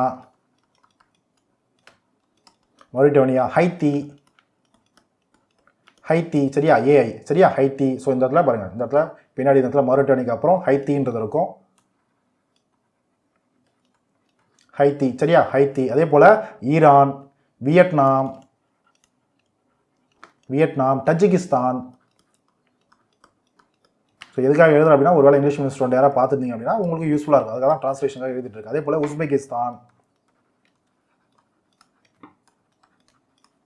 சரியா, இந்த மாதிரி கண்ட்ரிஸ் எல்லாம் இந்த மாதிரி சிஸ்டத்தை மேக்ஸிமம் பயன்படுத்துவாங்க. குடியரசுத் தலைவருக்கோ இல்லை சட்டமன்ற உறுப்பினர்களுக்காகவோ பயன்படுத்துவாங்க. புரிஞ்சுதா? ஸோ இதான் பார்த்தது நம்ம இந்த முக்கியமான பன்மைத்துவம், அதை சொல்லுது பெரும்பான்மைன்னு சொல்லக்கூடிய அந்த மெஜாரிட்டி ப்ளூரலிட்டி அப்படின்ற இந்த சிஸ்டத்தில் நம்ம பார்க்கக்கூடிய அந்த ஒரு 5 வகை மட்டும் தான் கொடுத்துருக்கோம். நிறைய சிஸ்டம் இருக்குது, ஏன்னா நிறைய ஏகப்பட்ட சிஸ்டம்ஸ் இருக்குது, இல்லை 5 மட்டும் தான் கொடுத்துருப்பாங்க. ஓகேவா? ஸோ ஃபைன், பார்த்துட்டோமா? இப்போ நெக்ஸ்ட்டு அடுத்து போவோம். ஓகேவா, தெரியுதா? ஸோ ஓகே ஃபைன், பார்த்துருவோமா? அடுத்து பாருங்க, இப்போ இந்த சிஸ்டத்தை பற்றி பார்த்தோமா, இப்போ திரும்பவும் வந்து பேசிக் இன்ஃபர்மேஷன். இப்போ எலெக்ஷன் சம்மந்தப்பட்டு அடுத்து திரும்ப பேசிக் இன்ஃபர்மேஷன் பார்த்துருவோமா? பாருங்க, அனைத்து தொகுதிகளும் இப்போ டேரெக்டாக அந்த கான்செப்ட் எலெக்ஷன் சிஸ்டம் இந்த பார்த்து இந்த டைப்ஸு இன்னும் நிறைய நாடுகள்லாம் பார்த்தோம் இல்லையா, இங்கெல்லாம் போயிட்டு இப்போ விட்டுருங்க. இப்போ டேரெக்டாக இப்போ நம்ம எலெக்ஷனுக்கு வந்துருங்க. ஓகேவா? அனைத்து தொகுதிகளிலும் இப்போ இந்தியாவில் எலெக்ஷன் நடக்குது அப்படின்னா அனைத்து தொகுதிகளிலும் ஒரே நாளிலோ, இப்போ தமிழ்நாடு எலெக்ஷன் நடக்குது, for example west Bengal election நடக்குது, இல்லை பீகார் எலெக்ஷன் நடக்குது, எலெக்ஷன் டேட் அனௌன்ஸ் பண்ணி நீங்கள் பார்ப்பீங்க. இந்த எலெக்ஷன் ஒன்றும் ஒரே நாள் நடந்திருக்கும், இல்லை தேவைகளுக்கு ஏற்ப எலெக்ஷன்ஸ் சரியான முறையில் நடத்தணும் அப்படின்றதுக்காக நிறைய ஃபேஸாக நடக்கும். 4 கட்டங்களாக இந்த தேர்தல் நடக்கிறது, 3 கட்டங்களாக நடக்கிறது. எலெக்ஷனில் நியூஸில் கேள்விப்பட்டிருக்கோம் இல்லையா, அதுதான். அப்போது அனைத்து தொகுதிகளிலும் ஒரு எலெக்ஷன் நடக்குது அப்படின்னா அது சம்மந்தப்பட்டக்கூடிய அனைத்து தொகுதிகளிலும் எலெக்ஷன்ஸ் ஒரே நாள்லையோ இல்லை ஒரு சில நாட்கள்லாம் என்னது, நிறைய டிஃப்ரெண்ட் ஃபேஸஸில் நடக்கும். புரியுதா? இப்போ இன்னைக்கு டேட்டுக்கு ஒரு ஃபேஸ், ஃபர்ஸ்ட் ஃபேஸ் கண்டக்ட் பண்ணுறாங்களா, ஓகே, அடுத்து ஒரு வாரம் விட்டு அடுத்த ஃபேஸ், அந்த ஒரு வாரம் கழிச்சு அதுலேருந்து 3 நாள் கழிச்சு 3வது ஃபேஸ், அதுலேருந்து 2 நாள் கழிச்சு 4வது ஃபேஸ், அவ்வளோதான் எலெக்ஷன் முடிப்பாங்க. அந்த மாதிரி புரியுதா? அப்போ ஒரே நாள்லேயே முடிப்பாங்க, டிஃப்ரெண்ட் ஃபேஸஸ்லையும் ஒரு சில நாட்கள்லையும் தேர்தல் நடைபெறும், அது தேவைக்கு ஏற்ப. புரியுதா? அதே சமயத்தில் நெக்ஸ்ட் பாருங்க, ஒரு தொகுதியில் உள்ள உறுப்பினர், ஃபார் எக்ஸாம்பிள் ஒரு இடத்துல எலெக்ஷன் நடக்குது, ஃபார் எக்ஸாம்பிள் இப்போ நம்ம தமிழ்நாடுடைய சட்டமன்ற தேர்தல் எடுத்துப்போம். இப்போ வரக்கூடிய தேர்தல் நடக்குது, என்ன சொல்லுது, தேர்தல் நடந்து ஒரே டைமில் நம்ம 234 உறுப்பினர்களை இப்போ தேர்ந்தெடுக்கிறோம்னு வச்சுக்கோங்களேன். 234 உறுப்பினர்களை எம்எல்ஏஸ் நம்ம தேர்ந்தெடுக்கிறோம். ஓகேவா? அப்போது அதில் ஒரு தொகுதியை சேர்ந்த உறுப்பினர் இறந்து போயிடார். எலெக்ஷன் முடிஞ்சதுக்கப்புறம் வின் பண்ணதுக்கப்புறம் வயசாகி போச்சு, இல்லை ஏதோ ஒரு விஷயமா இறந்து போயிடார், ஏதோ ஒரு காரணத்தோட இறந்து போயிடாரு, இல்லை எனக்கு இந்த பதவி வேணும்னு சொல்லி பதவி விலகிறாருன்னு வச்சுக்கோங்களேன். அப்போ இறந்து போனாவோ பதவி விலகினாவோ அந்த இடம் என்ன ஆகிடும், வேக்கண்ட் ஆகிடும். அந்த எம்எல்ஏ பகுதி, அந்த ஒரு கான்ஸ்டிடியூன்சியில் எம்எல்ஏ இருக்க மாட்டார். அந்த அப்போ என்ன இருக்கும், 234 தொகுதியில் -1 ஒரு ஆள் மரம் மறைஞ்சிட்டாலோ பதவி விலகிட்டாவோ அந்த ஒரு இடம், அந்த ஒரு எம்எல்ஏ பதவி என்ன ஆகிடும், வேக்கண்ட் ஆகிடும். அவையில் வேக்கன்சியாக இருக்கும். அப்போது என்ன பண்ணுவாங்க, அதுக்கு ஒரு தேர்தல் நடத்துவாங்க. திரும்ப என்ன பண்ணுவாங்க, அந்த இடத்த ஃபில் பண்ணோம் இல்லையா, அதுக்கு ஒரு தேர்தல் நடக்கும். அதுதான் இடைத்தேர்தல், பை எலெக்ஷன் சொல்லுமா, அதான் என்னது, இடைத்தேர்தல். ஓகேவா? அடுத்து பாருங்க, தமிழ்நாடு நாடாளுமன்ற தொகுதிகள். இப்போ மக்களவை பொறுத்த வரைக்கும் தமிழ்நாட்டில் மொத்தம் எத்தனை தொகுதிகள் இருக்குது, 39 தொகுதிகள் இருக்குது. அதே போல் மக்களவை எலெக்ஷன்ஸ் நடந்தாவே இந்தியாவில் மொத்தம் எத்தனை தொகுதிகள் இருக்குது, 543 இருக்குது. அதில் தமிழ்நாட்டுக்கு 39 தொகுதிகள். புரிஞ்சதா? ஸோ ஓகேம்மா, பார்த்துமா, இதெல்லாம் ஜஸ்ட் பேசிக் இன்ஃபர்மேஷன். அடுத்து பாருங்க, ஒவ்வொரு தொகுதியும் இந்தியாவில் இருக்கக்கூடிய ஒவ்வொரு தொகுதியும் ஒரு தொகுதின்னு ஒன்று ஒதுக்குறாங்க, ஒரு கான்ஸ்டியூன்சின்னு ஒன்று ஒதுக்குறாங்க அப்படின்னா, அது மாநில சட்டமன்ற தேர்தலாக இருந்தாலும் சரி, இல்லை நாடாளுமன்ற தேர்தலாக இருந்தாலும் சரி, ஒரு தொகுதின்னு ஒதுக்குறாங்க அப்படின்னா கிட்டத்தட்ட இந்தியாவில் இருக்கக்கூடிய ஒவ்வொரு தொகுதியும் கிட்டத்தட்ட சமமான மக்கள் தொகை உள்ளதாக இருக்க வேண்டும். ஓகேவா? சமமான மக்கள் தொகை என்ன சார், ஒவ்வொரு தொகுதியும் ஃபார் எக்ஸாம்பிள் இப்போ ஒரு தொகுதி 10 லட்சம் இருக்குன்னா அடுத்த தொகுதியும் 10 லட்சம் தான் இருக்கணுமா அப்படின்றத நான் சொல்ல வரல, அப்படின்னு நீங்கள் சொல்லலை. கிட்டத்தட்ட சமமாக இருக்கணும். அப்படியானது எக்ஸாக்டாக 10 லட்சம் பேர் 10 லட்சம் பேர்லாம் பிரிக்க முடியாது. புரியுதா? இப்போ ஒரு தொகுதி இருக்குது, கரெக்டாக 10 லட்சத்தை மட்டும் வச்சுக்கிட்டு ஒரு தொகுதியை பிரிக்க முடியுமா? முடியாது. புரியுதா? இப்போ ஒரு ஏரியா இருக்கும், கிட்டத்தட்ட அங்கே உங்கள் வழிக்கே வரனே இப்போ ஒரு 10 லட்சம் இருக்குது. ஓகே, 10 லட்சம் பேர் இருக்காங்க. ஒரே ஒரு குடும்பத்தில் இப்போ கடைசியாக ஒரு குடும்பம் இருக்குது, எல்லா குடும்பத்தையும் சேர்த்து தானே மக்கள் இருப்பாங்க இல்லையா. அப்போ ஒரே ஒரு குடும்பம் இருக்குது, கடைசியாக அந்த 10 லட்சம் வரும்போது ஒரு குடும்பத்தில் ஒரு 6 பேருக்கானு வச்சுக்கோங்களேன். 3 பேர் சேர்க்கும்போது 10 லட்சம் வந்துருச்சு. இப்போ 3 பேர் எடுத்து வேற தொகுதியில் போடுவாங்களா? அப்படிலாம் கிடையாது, போட மாட்டாங்க இல்லையா. ஸோ அதுதான். அப்போது ஒரு எலெக்ஷன் நடக்குது அப்படின்னா, ஒரு தொகுதி வரையறைன்றது நடக்குது அப்படின்னா, ஒரு 10 லட்சம் பேர் கொண்ட ஒரு தொகுதியை ஒதுக்குறாங்க அப்படின்னா 10 லட்சம் பேர் தான் இருக்குன்னு கிடையாது, கிட்டத்தட்ட ஆக மொத்தம் ஒரு தொகுதிக்கு இன்னொரு தொகுதிக்கும் கிட்டத்தட்ட சமமான ஒரு மக்கள் தொகைன்றது இருக்கணும். ஓகேவா? ஸோ அதான் சொல்லுவேன், ஒவ்வொரு தொகுதியும் கிட்டத்தட்ட சமமான மக்கள் தொகை உள்ளதாக இருக்க வேண்டும் என அரசமைப்பு கூறுகிறது. ஏன்னா ஈக்குவல் ரெப்ரசன்டேஷன்றது கொடுக்கணும்.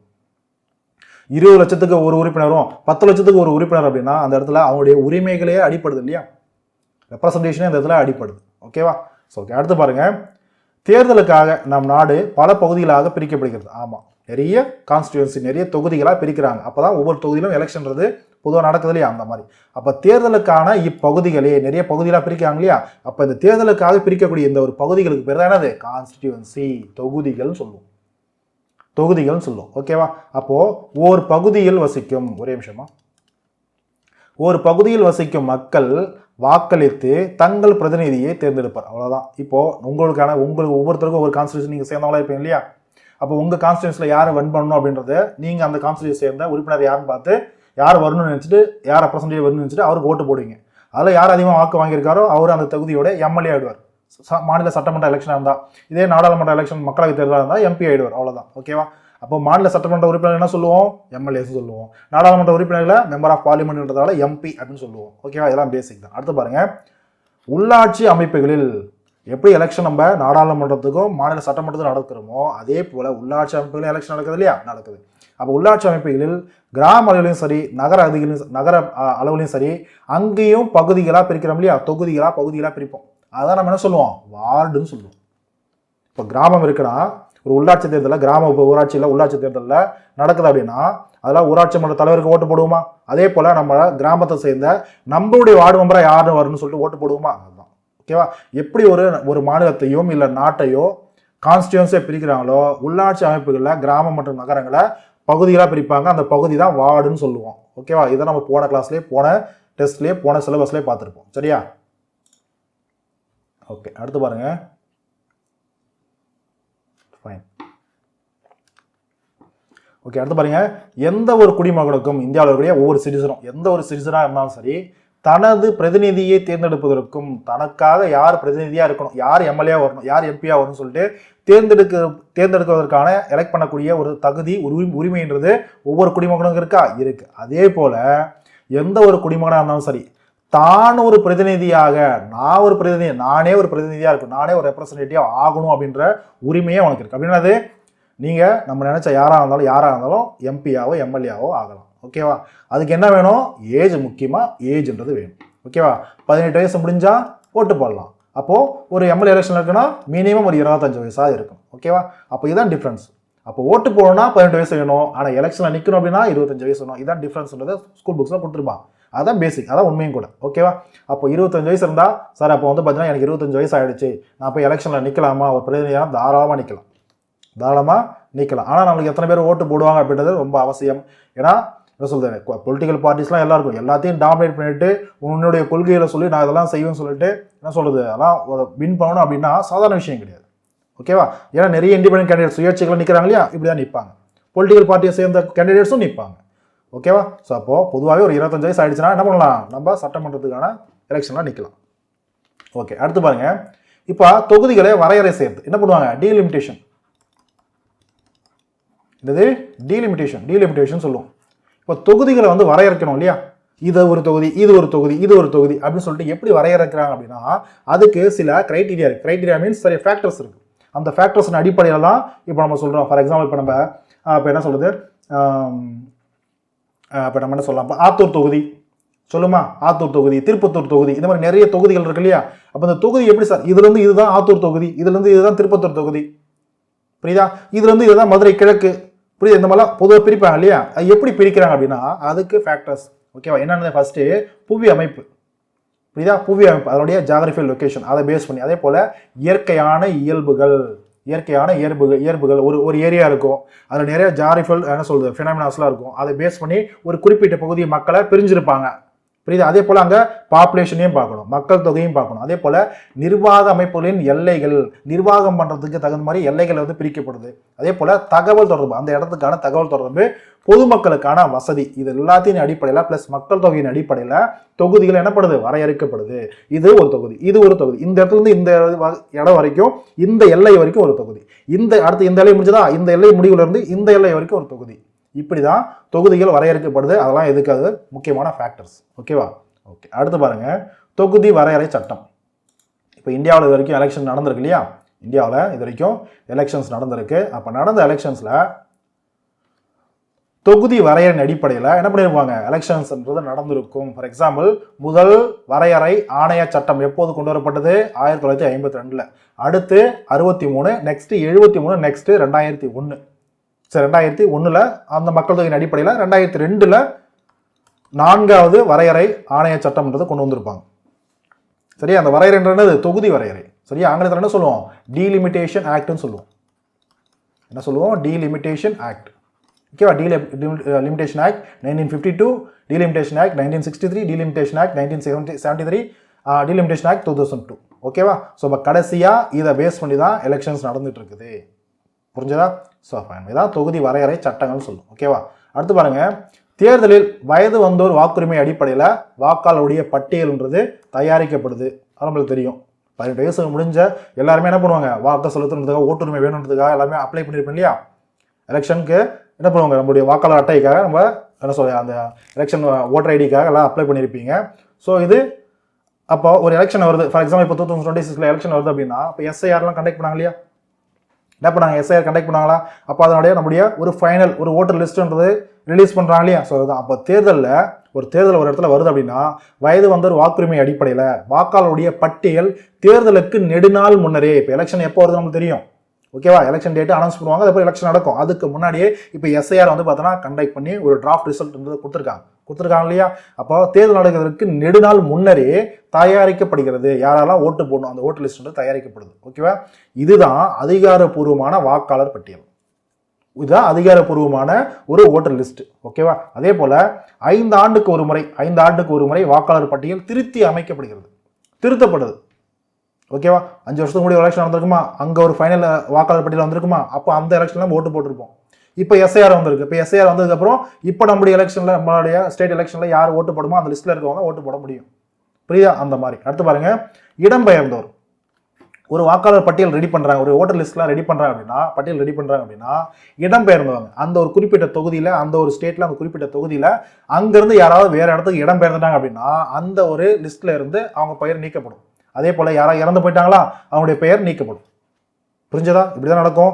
இதெல்லாம் பண்ணிட்டு தான் ஃபைனலாக ஓட்டர் லிஸ்ட்டு கரண்ட் சுச்சுவேஷன் தகுந்த மாதிரி விடுவாங்க, ரிலீஸ் பண்ணுவாங்க. ஓகேவா? ஓகே, அதில் நம்ம பேர் இருந்தால் தான் என்ன பண்ண முடியும், எலெக்ஷனில் ஓட்டு போட முடியும். ஓகேவா?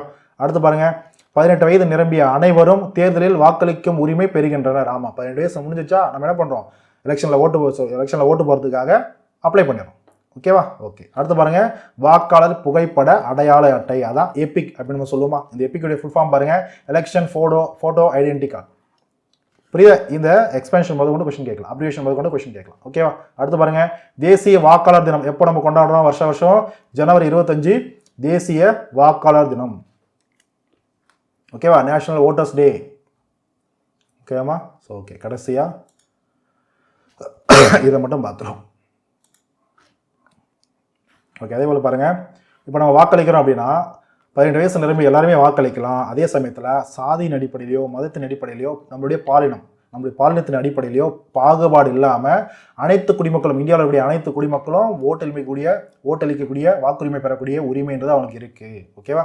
அதே போல் வாக்காளர் அடையாள அட்டை நம்மள்கிட்ட இல்லை அப்படின்னா, ஓட்டர் ஐடி இல்லை அப்படின்னு வச்சுக்கோங்களேன், நம்மள்கிட்ட ஓட்டர் ஐடி அப்ளை பண்ணியிருப்போம், ஓட்டர் ஐடி வந்திருக்கும். ஆனால் எலெக்ஷன் டைமில் நிறைய பேர் ஓட்டர் ஐடியே இருக்காது, ஆதாரம் எடுத்துகிட்டு போய்ட்டு ஓட்டு போட்டுருவோம் இல்லையா? அதாங்க சொல்கிறாங்க. ஓகேவா? வாக்காளர் அடையாள அட்டை என்பது கட்டாய ஆவணம் இல்லை, எலெக்ஷனில் ஓட்டு போகிறதில்ல. அது இல்லை அப்படின்னாலும் ஆதாரம் கொண்டோ, இல்லை குடிமை வழங்கல் அட்டை, நம்மளுடைய ரேஷன் கார்டு இருக்கு இல்லையா, குடிமை வழங்கல் அட்டையோ, ஓட்டுநர் உரிமை டிரைவிங் லைசன்ஸ், இதை கொண்டோ இதோடைய ஒரிஜினல் எடுத்துகிட்டு போயிட்டோ வாக்களிக்கக்கூடிய ஒரு ஆவணமாக, அதுக்கு பதிலாக இன்னொரு டாக்குமெண்ட்டாக வச்சு நம்ம ஓட்டு போட்டுட்டு வந்துடலாம். நிறைய பேர் போன எலெக்ஷன் ஓட்டு போட்டு வந்திருப்போம். ஓகேவா? ஸோ இந்த மாதிரி. ஓகேவா? கடைசியாக பாருங்கள், 61வது அரசியலமைப்பு சட்ட திருத்தம், இந்தியன் கான்ஸ்டியூஷனில் 61வது முறையாக constitution 61st constitutional amendment act 1988. ஓகேவா? இந்த ஒரு அரசியலமைப்பு சட்ட திருத்தத்தில், இந்த ஒரு அரசியலமைப்பு சட்ட திருத்தத்தின் மூலயமா அதுக்கு முன்னாடி 21 வயசு இருந்தால் தான் எலெக்ஷனில் ஓட்டு போடலாம் அப்படின்றத 18 வயசாக குறைச்சிட்டாங்க, இந்த ஒரு அரசியலமைப்பு திருத்தம் மூலயமா தான். ஓகேவா? அதனால தான் இப்போ நம்ம 18 வயசு ஆன எல்லாருமே ஓட்டு போட முடியுது. ஓகேவா?